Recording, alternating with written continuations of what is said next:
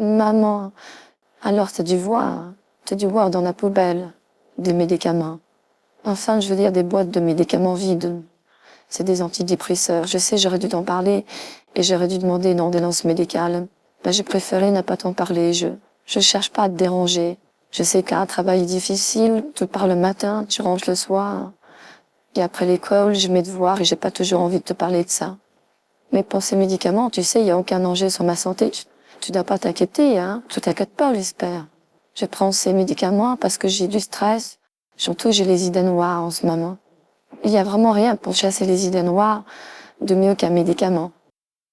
Pas de danger sur ta santé, mais tu es optimiste.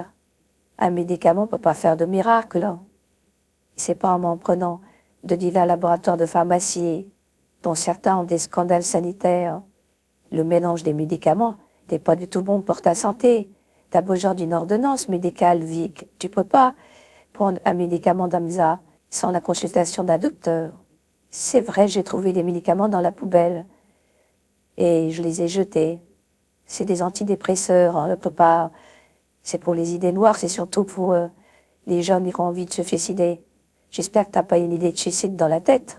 Non, parce que je préfère te retirer cette idée-là tout de suite. Le suicide va rien résoudre, ni pour moi, ni pour ton père. Et puis quand il sera morte, il n'y a rien qui changera. On se réveillera le matin avec nos problèmes. Et nos problèmes ne sont pas si loin des tiens, Vic. Alors tiens bon, arrête de mélanger tous ces médicaments et essaie de penser positif et tu vas t'en sortir. Mais si tu as des idées noires, des idées de suicide, tu m'en parles. Je t'aiderai. Non, pour le moment, je passerai pas à l'acte. Mais tu vois, il y a une petite copine que je connaissais de l'école voisine. Parfois, je la croisais dans une rue, elle était super gentille. Elle m'accompagnait, elle disait, Vic, comment tu vas? Je peux t'accompagner jusqu'à ton école. Mon école est de l'autre côté de la rue. Et tu comprends, elle avait des problèmes en place, elle m'en parlait parfois. Et il la critiquait. Les jeunes étaient assez méchants, ils l'ont critiquée. Tu sais qu'elle est montée sur un toit et qu'elle s'est balancée, j'imagine, 13 ans. Elle s'est suicidée. Tout ça à cause de critiques. J'ai pourtant dit, ne pense pas à tout ça, parle-en à ta mère. Mais elle a pas osé lui en parler.